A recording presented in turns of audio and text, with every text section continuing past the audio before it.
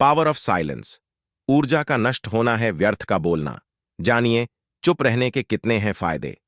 इंसान के सभी के दुखों का कारण बोलना ही है, क्योंकि आवश्यकता से अधिक बोलना ही दुखों का कारण बनता है। इसलिए कम बोले, सटीक बोले, मधुर बोलें, और सबसे जरूरी जितनी आवश्यकता हो उतना ही बोले। वाणी या बोलना ही नहीं, बल्कि मौन में भी शक्ति होती है।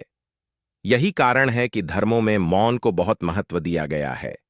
वैज्ञानिकों द्वारा भी इस बात को माना गया है कि सेहत से मौन का गहरा संबंध है और इससे मानसिक शांति मिलती है।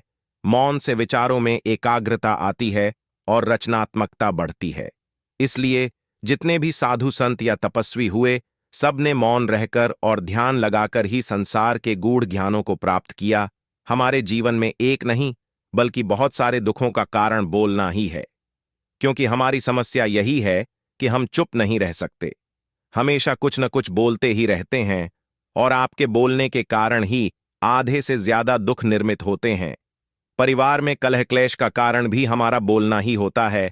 आप जितनी भूख उतना भोजन खाते हैं, जितनी जरूरत उतना कार्य करते हैं। लेकिन क्या आपने इस बारे में कभी सोचा है कि आप कितना बोलते हैं? क्या आप उतना ही बोलते हैं जितनी आवश्यकता है, या अनावश्यक ही सारे दिन बोलते हैं? इस बारे में कभी अकेले बैठकर जरूर सोचिए कि आज आपने दिन भर में कितना बोला, क्या बोला, और सबसे जरूर कि क्यों बोला। इनमें से कितनी बातें जरूरी थीं और कितनी अनावश्यक। मनुष्य की प्रवृत्ति ऐसी है कि वह अपने मन में चल रही बातों को दूसरों को सुनाना चाहता है, और दूसरा भी आपके साथ ठीक वही काम करता है। ये बातें किसी अन्य या तीसरे व्यक्ति से संबंधित हो तो सुनने सुनाने का काम और भी दिलचस्पी से होता है।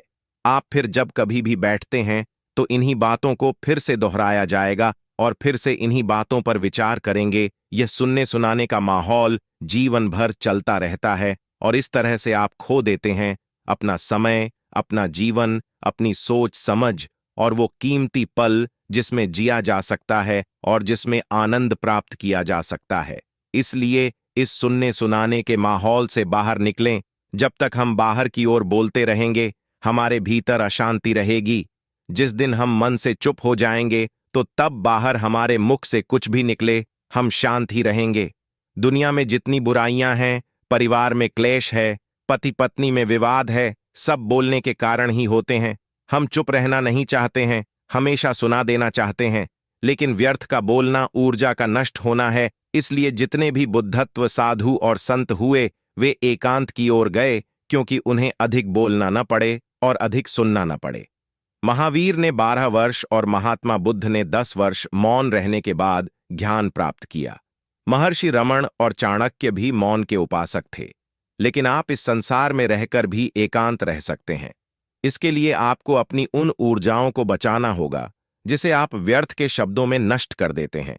इसलिए उतना ही बोले जितना जरूरी हो।